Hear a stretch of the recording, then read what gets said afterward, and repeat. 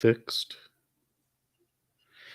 Okay, we are live. This is Attorney Vincent Davis, and this is The Secret, How to Fight CPS and Win. And tonight is a question and answer session.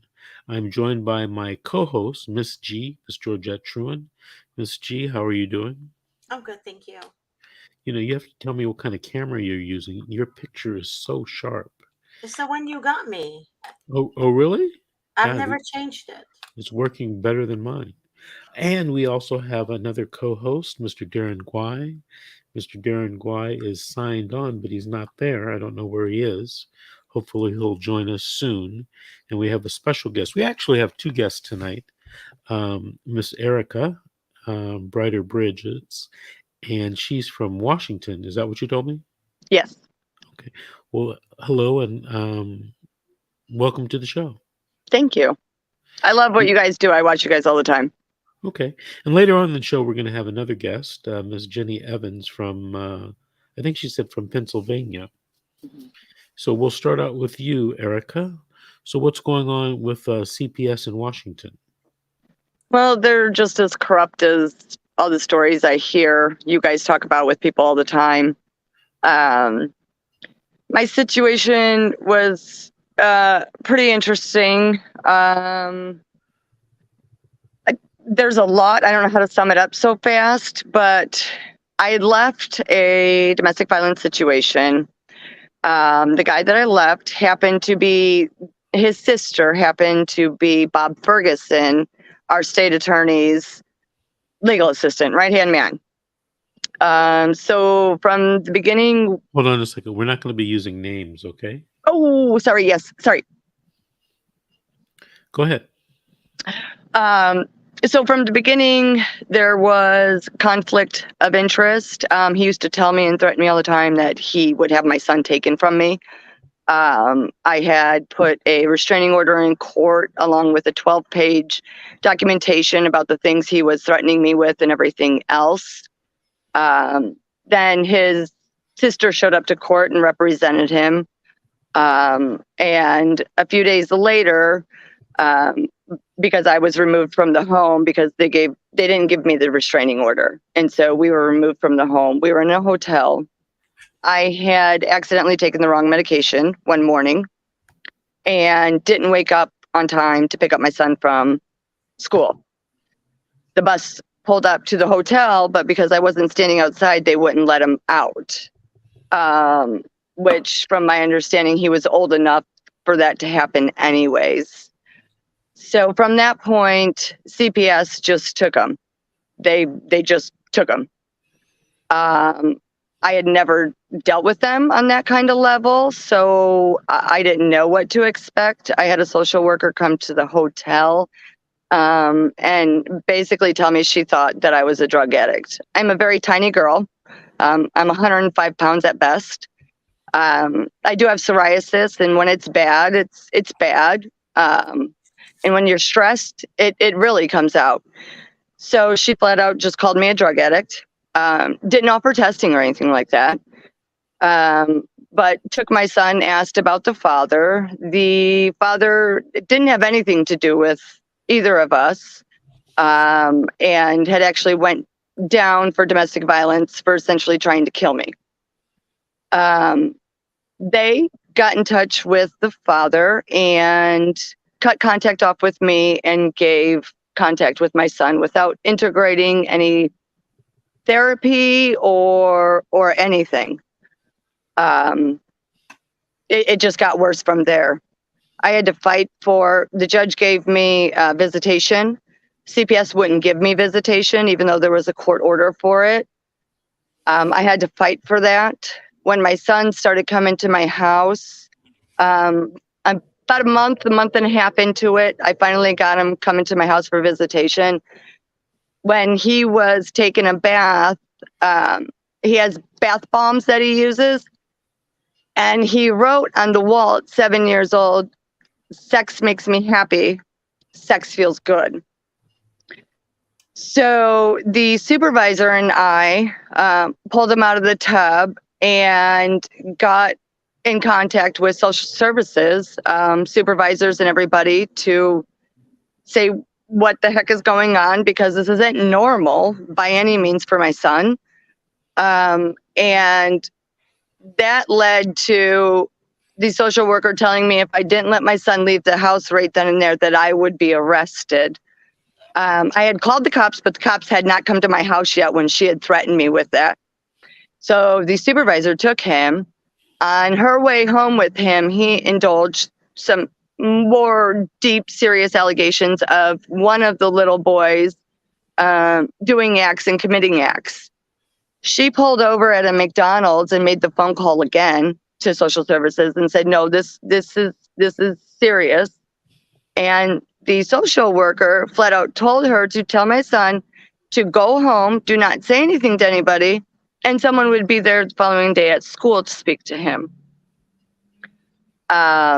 They ended up moving him, I think 5 days later, after myself and a bunch of other people called CPS making reports. My sister was a social worker in Kansas.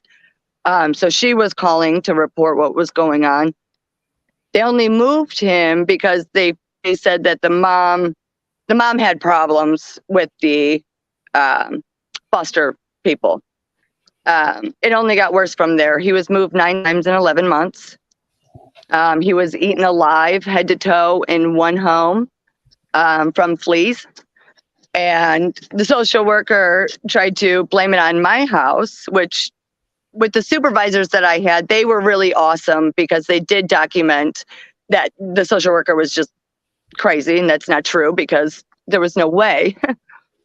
But it got worse. It became a custody battle between CPS and my ex-husband.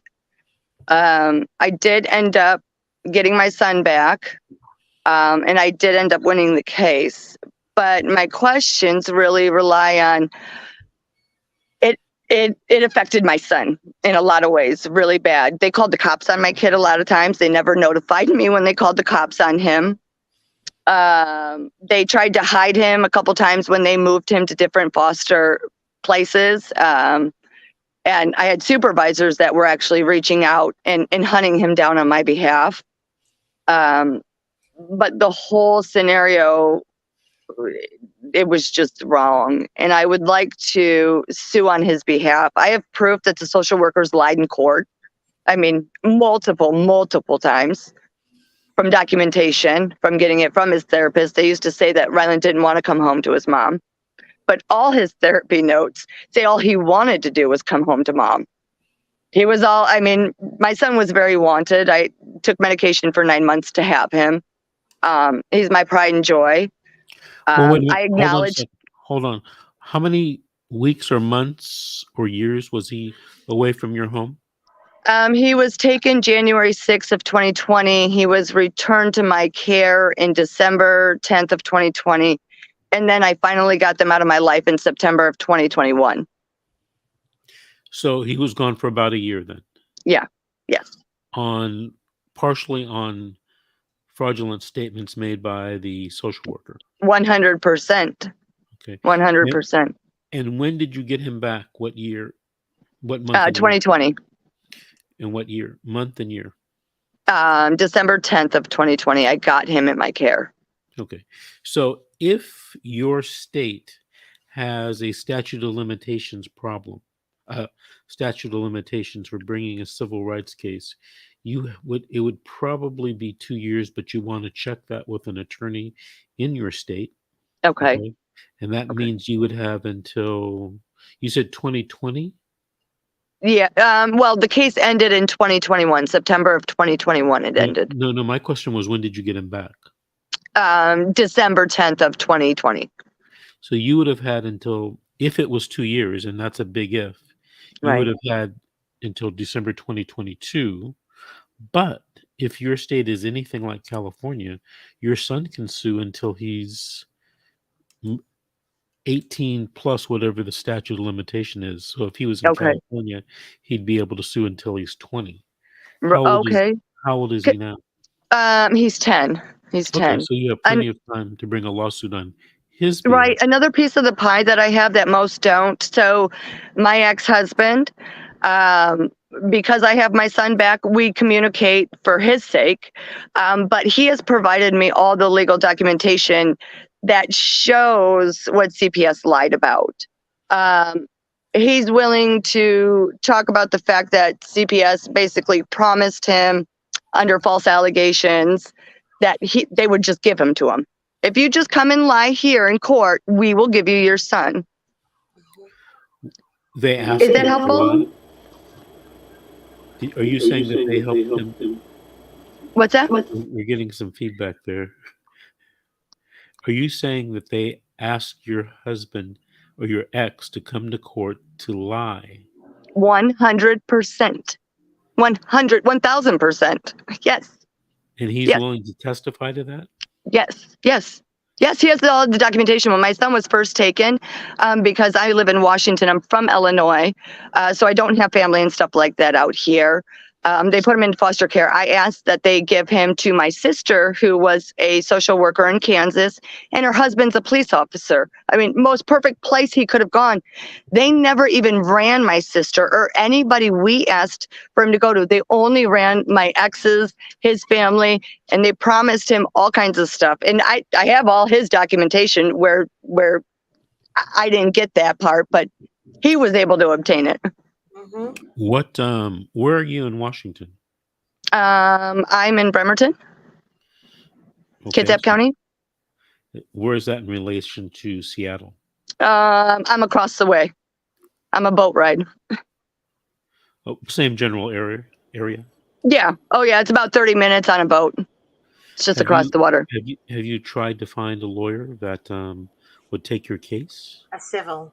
I had an attorney that fought with me, but the cost, I still owe $50,000. So, he wanted more money to start doing it, and I just don't have it. I just don't have it.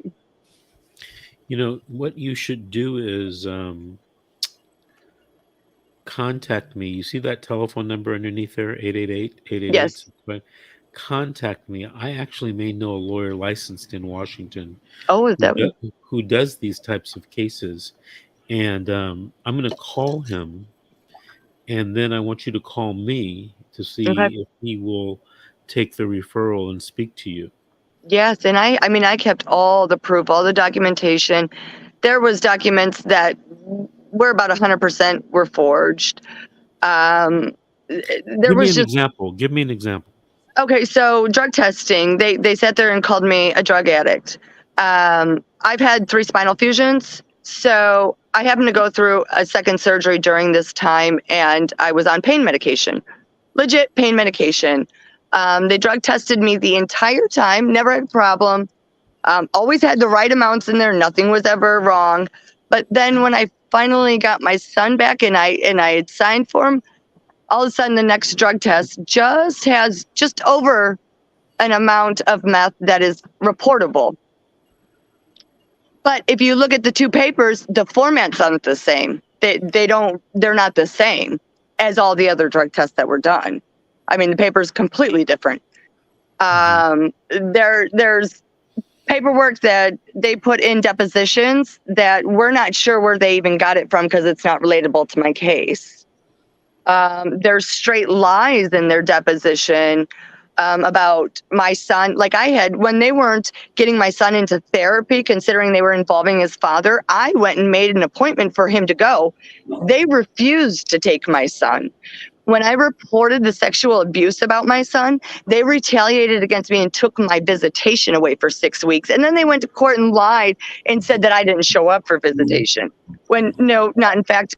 And I have people that were on the phone. I always had people on the phone with me to verify things that were going on and have somebody else to hear what was going on because of the emotional side of it.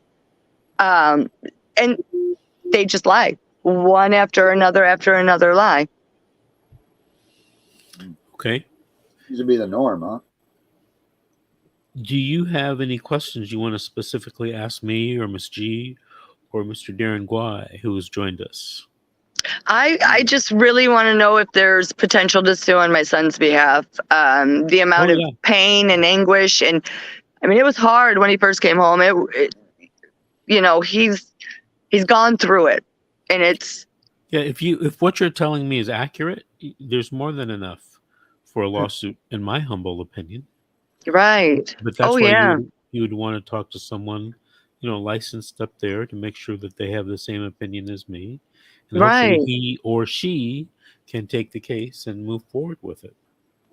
Right. Especially considering, my ex having all this other paperwork and he can prove the lies on their behalf. And yes, they promised him my son. And I think they were just trying to get him to him, and then they were going to take him from him. One thing, when he was in their custody, they wouldn't cut his hair. They would not cut his hair. So they grew it out shoulder length. He looked like a little girl. He would cry and cry and cry and cry. They refused to allow me to cut his hair because they said they had to have the father's permission. And they always told me that the father wouldn't give permission. Well, I asked a friend for their truck that had plugs in it, like actual home plugs. And I took a pair of razors and I plugged it in. And at the beach, I shaved my kid's head because it was so bad that they wouldn't allow these things. And it didn't make sense why they wouldn't allow these things. There was one time he never wanted, they used to try and claim that we weren't bonded and everything. There was one time during visitation, he didn't want to go. He just did not want to go back with them, and I always did my best to just try to get him to be as calm as I could about it, and hug him and kiss him and tell him I'm fighting for him. I used to tell him I love him and I'm fighting for him. And the social worker told me I'm not allowed to tell him that because I was making promises I couldn't keep. But my son, I had to put him in the backseat of the car, and the supervisor turned around. She gave me a big hug because my son was crying and crying. While she was giving me a hug, my son jumped into the front seat, jumped out of the driver's side door, and just started running down the road through a main street saying, I want to kill myself. I don't want to go there. I want to go home. Ms. G, you have any questions or comments for our guest? Yeah, she said that an attorney in her state helped her get her son back, and I would love for that attorney to be on the show with me and Davis, if you don't mind contacting him. No, I definitely will reach out. Definitely. And I think you have my number, right? Yes, I do. Yeah. Okay, perfect. On the cell number and the office number, you can text me on both. Okay. Okay. Thank you. Thank you. Thank you. Mr. Darren Guai, do you have any questions or comments for our guest from Washington? How long did you say that this has been? I was kind of in and out with these technical things I had going on. What was that? Darren, I can't hear you. You're not close enough to the mic. How long has this been? How long have you been going through this so far? He was taken January 6th of 2020. He was returned home December 10th, 2020, and it ended September something of 21. And then you have him back now, no? Or yes? Yes. Oh, yes. So I won completely against the state and my ex. So what things do you see? Because you say you watch this show quite often, right? Yes.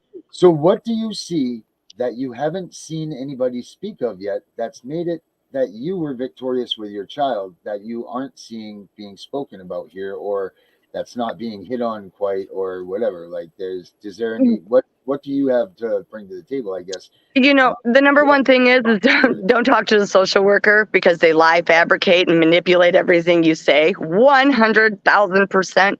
Another thing out here, I don't know if you guys run into this, our social workers make fake social media accounts. And they troll people all day long. And I have proof of it. I have proof of the social worker and her personal account and all her fake accounts because she uses her dog. Like, look, lady, you're not that smart. I said that on the shows. How many times? Okay. How many times? It's sad, but it's sad. I just got a text message while on the phone with you guys saying that this little girl's home. Okay, so I got a phone call this morning from my old neighbors in an apartment that I used to live in, because they all know my situation dealing with CPS. And they call me and they said, Erica, can you please come over here? The neighbor just OD'd, and we've got the cops here, and her little girl's outside. And her little girl, the sad part is if anybody needs help, this poor little girl does. But nobody wants to call because how do you guarantee any help? Well, she OD'd this morning, CPS has already returned her kid tonight. I mean, 100%. If CPS walks in her house, it's filthy. There's dog feces everywhere. But CPS out here, if they need help, they don't do anything. They simply don't do anything. I have another neighbor back in these apartments that she's got 3 kids, 7, 5, and 4, or 7, 6, and 5. They're really close. 7 and down. Okay, 3 boys. She's never potty trained any of them. Her house, my maintenance crew that would come into her house would put hazmat suits on to go into her house. CPS was there all the time. They never did anything. I mean, there's a little girl, Oakley Carlson, you can look her up, that's been missing and everybody knows it. Her parents are known meth heads. Out here, it's not a crime to manufacture drugs or use drugs openly. It's not a crime. Wait a minute. It's not a crime or it's not enforced? It's not a crime right now. It's not a crime. Legislation just tried to pass a couple laws. They didn't agree upon it, so there's no laws right now on it in Washington. So it's You not can literally enforced. manufacture and use drugs open air, and the police cannot do anything. I just talked to him about it today when I was there for the little girl about it, and he's like, nope, we still can't do anything, because I used to call, my neighbor used to manufacture, and it used to scare the piss out of me that something would happen in my drug test because you have someone manufacturing next door. Wow. But Yeah. they don't. There's no law. Oh, huh? Washington's sad. a crazy place. Hey, Yeah. Erica? Washington is a good place. Go live there, Darren. No, I don't recommend it. I plan on leaving eventually. Place for you. Are you from Washington originally? No, I'm from Illinois. Well, Erica, I want to thank you for being on and sharing that story with us. And don't forget to call me so I can get you a referral for a I civil will, rights most definitely. attorney. I appreciate it. I really like what you guys do because people need to know. I never in a million years would have guessed that they would be so horrible and nasty. But they are. They are. There's no good in them. I'm sorry, but there's not. All righty. Thank you for sharing. And don't forget to call me, and we'll try to help you some more on that civil rights lawsuit for your son. Thank you. All righty. Thank you. Have a good night. You too. Okay. Man, Washington, those people are nuts out there, huh? They got all kinds of things going on. For me, it seems like we hear the same stories from all over the country. Oh yeah, absolutely. But it just seems like there's a hub now of like Washington with the transgender stuff and the kids going there. I mean, it seems like a lot of them are. It's turning that direction too. As this transgender thing is starting to overcome all of this. I mean, do you have things that you are preparing yourself for, Mr. Davis, for these type of cases to be an influx in California? No, I don't think so. You don't see that as being on the horizon of your next. No. No. Oh, that's good. At least you don't have to worry about that. All right, let's bring on our next guest. Here she is. Miss, is it Jeannie? Jenny. Jenny Evans. Yes. Miss Evans, how are you this evening? I'm all right, thank you. Why don't you tell us where you're coming from? I am in Berks County, Pennsylvania, Reading specifically. I'm not from here originally. I don't recommend anybody to come here. A lot of people like myself have said they've come here and just kind of got stuck. I feel like the city kind of feeds off of the working class people to support a lot of unemployed. I don't know. They just seem to attack the working class people here, and there aren't a lot of us left. It's not a really nice place to live, honestly. Well, tell us about your CPS issues and problems. I have a daughter. She is 6 years old now. I'm sorry if I get emotional. This is really hard for me. Unlike your last guest, I was not able to get my daughter back. She was CYS was involved with me from right at her birth. I didn't know that the hospital was drug testing me. I was smoking marijuana to deal with anxiety. When I have panic attacks and anxiety issues, it's not healthy for a baby. And I chose to smoke to help calm my nerves and with anxiety. And the hospital reported it to the CYS agency, and they showed up at the hospital right after I gave birth to let me know that I had flunked a drug test, and my daughter had tested positive for marijuana at birth, and she was didn't get to come home with me from the hospital. How long ago was that? She was born November 9th, 2016. Okay, so what she's 7 years old now? Not quite, almost. She'll be 7 in November. Do you still have your parental rights, or were they terminated? They were terminated. Did you appeal that termination? Yeah, she did get to come home very soon, 2 weeks after her birth. But it was hard. It was terrible, and they threw me out of the hospital. Now, from what I understand, they were not allowed to drug test me without my knowledge or consent, but they did, and I feel that my amendment rights were violated then, and then in March of 2020, they took her again, and they used the police. Why did they take her the first time again? The first time because I tested positive for marijuana. And marijuana is not. Marijuana is not legal. Now it is.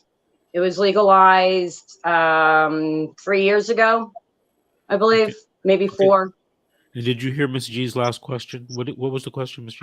What was the second? The reason for the second removal? Her father was abusive. He has narcissistic personality disorder, I believe. Everything I've read about it, he's kind of a textbook narcissist. And I told them that. They agreed. And instead of helping me with narcissistic abuse, hold on. You told the social worker that you think he's a narcissist? Yes, they knew he was abusive. They knew I was trying to get away from him. They never offered to help relocate me. I know. But listen, baby girl, listen. You never tell them. You can never ever tell someone you diagnose someone, especially if you don't have a license to do that. So when you tell the courts you think he's a narcissist, yes, they can say whatever they want to say to you, that they think that he's abusive. Yeah, I get it. But they say a lot of stuff to people just to mislead you, to make you think they're on your side. But when you diagnose someone, they see that you're crazy. Believe me, they do that. It has to be by a psychiatrist that diagnoses him as a narcissist. But if you say it yourself, even Judge Anthony says that on his shows. He always says, do not ever tell anyone in the court system that you think or suspect your ex is a narcissist without professional diagnosis of that. Just so you know, okay? And I want everyone else to know that. Okay? So, Jenny, let me ask you this. Do you have any contact with the child now that your rights have been terminated? Unfortunately, yes. The family that she is with, I get updates almost every other week, photos, videos. I was able to live stream her Christmas pageant. They've been keeping me very involved. I don't get personal contact with her, but they said when she's older, I probably will. They live 8 miles away from me, and I'm very fortunate that she is with a good, loving family, very good morals. But one of the things um, they're Mennonite, and they're very wonderful people. They're very, very good people. But where I live, it seems um, a lot of the children that are in foster care are being adopted to just the Mennonites. And um, during my court hearings, it, I was forced to go see one therapist who was not qualified, who argued with me, and she's had complaints filed against her, numerous complaints filed against her. And when I went to CYS with my concerns about her, negative things happened to me. They reduced my visitation, uh, just made every time I would finish one, they would say I needed to take domestic violence counseling. And I would do that. And then they say, oh, well, you need to do this and you need to do that. And they just kept piling more and more on, I felt like they were trying to make it an insurmountable amount of work for me to do, but I still was able to do everything that they asked. I had a good lawyer who, unfortunately, her daughter passed away unexpectedly during my court problems. Oh, And yeah, she holy was not able to really represent me at that time, and I had to ask to have her replaced, and I could not afford another lawyer, and I went with a court appointed one. And I had done everything. I had letters from psychiatrists. I had done 2 independent psychiatric evaluations that said I was fine. I had completed all of the drug, alcohol, domestic violence, everything that they had wanted. Continued to work even during the quarantine shutdown. I continued to work. I maintained the same home, everything, and the court appointed lawyer refused to show anything on my behalf to the judge. And to file an appeal, they wanted so much money. There was no way I could file an appeal. And the CYS system here, I've looked into like some of the caseworkers, and there's just things that just don't feel right. Like the therapist that's been fired from 5 different agencies is still the only therapist that CYS will accept any kind of testimony from in the hearings. And you can't get a fair hearing around here. The lady that came around to do random drug tests, there is no way possible that I could have flunked 2 drug tests. There is no way I could have flunked either of those. And they wouldn't retest me. They just said, no, you flunked. And that was that. And there's no way there's no way you can win with a system that's cheating. It's not fair to the families that they destroyed me and my family. Mm-hmm. Yeah, they have all the cards. They have every card in their deck, and you're just sitting there waiting for them to throw you a 2. You know, it's terrible.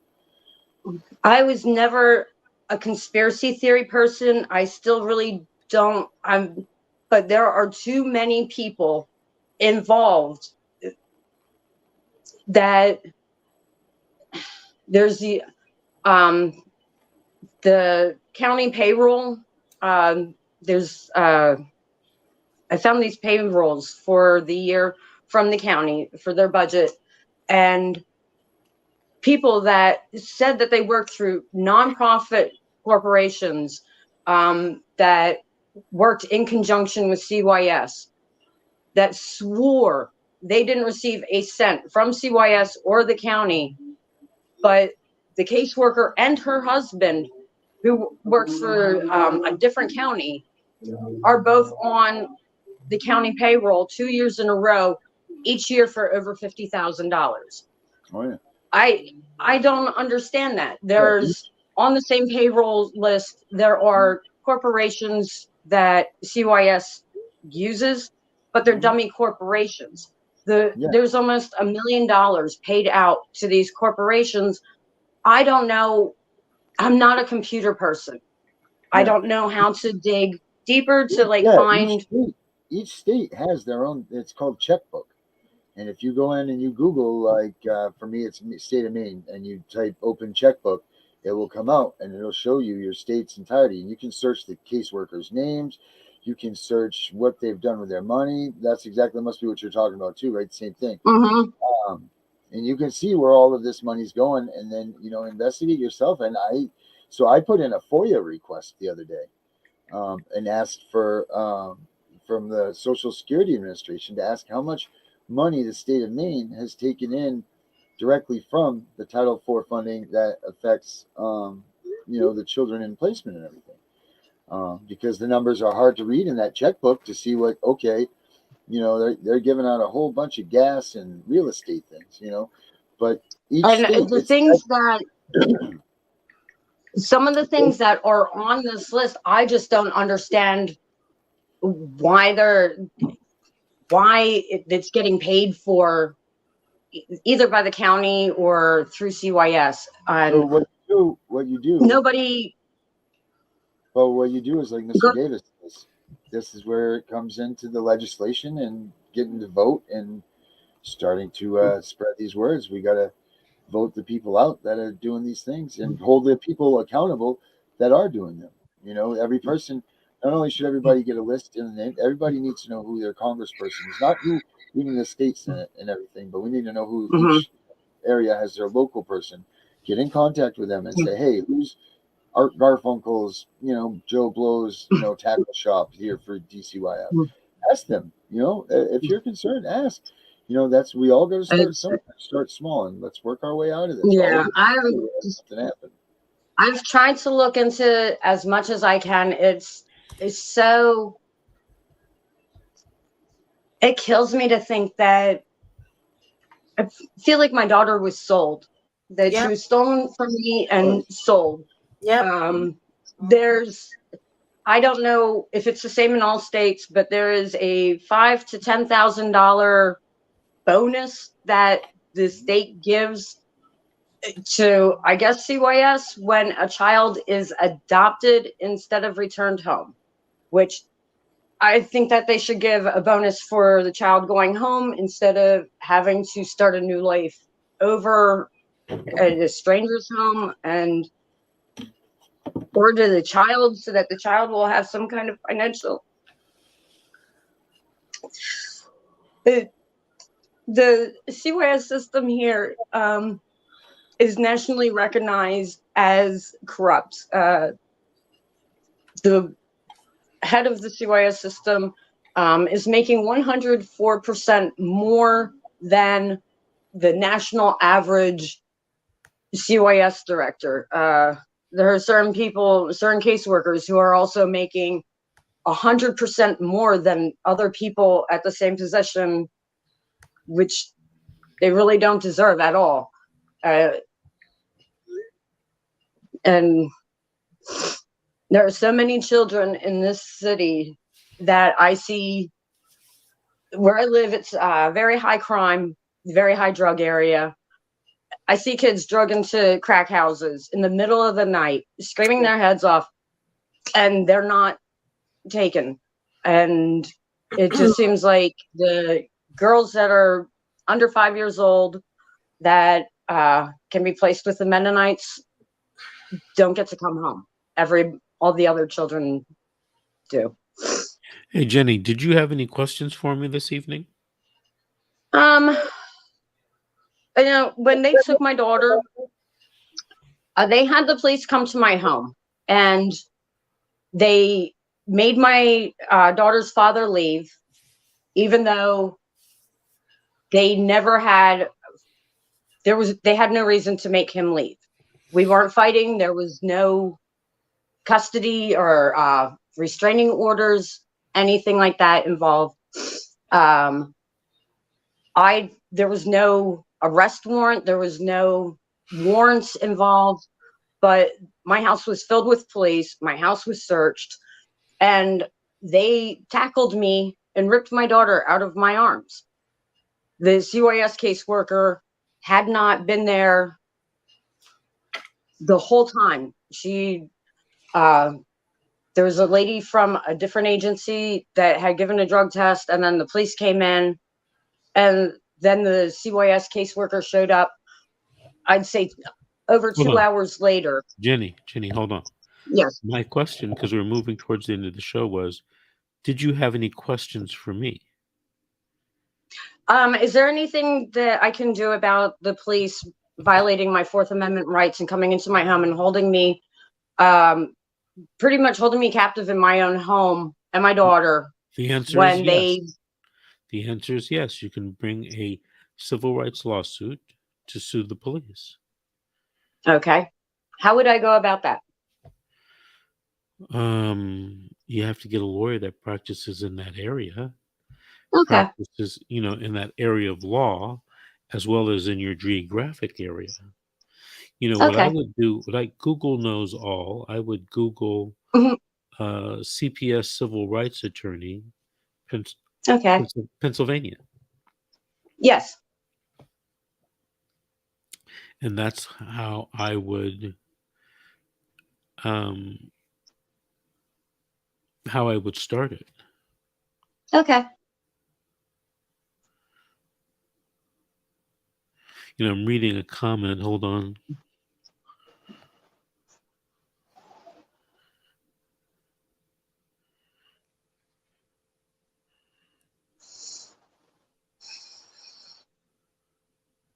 All right, I was just reading my messages. Any other questions you have for us? No, that was all for tonight. Thank you. Okay, well, Jenny, I want to thank you for coming on and sharing with us your story. If you have any further questions, give us a call, Miss G, or give me a call at the number 888-888-6582, okay? All right. Thank you very much. Thank you, Jenny. Bye-bye. Bye. Okay, folks. Hey, check this reading out I found today. Look at this magazine. Do you know a magazine called The Atlantic? Yeah, I've heard of it. It's a famous magazine. Can you read that? Sorry, my left and right here. Something about children. We need to take away children. What's that about? This is about the secret history of the U.S. government's family separation policy. And it's in the September of 2022 episode of The Atlantic. And it's great. I just started reading it. A friend of mine had just dropped it off this evening. Can you send me a link? Oh, sure can. I will do that right now, Mr. P. Appreciate that. Miss G, we're about to sign off. Anything you'd like to add tonight?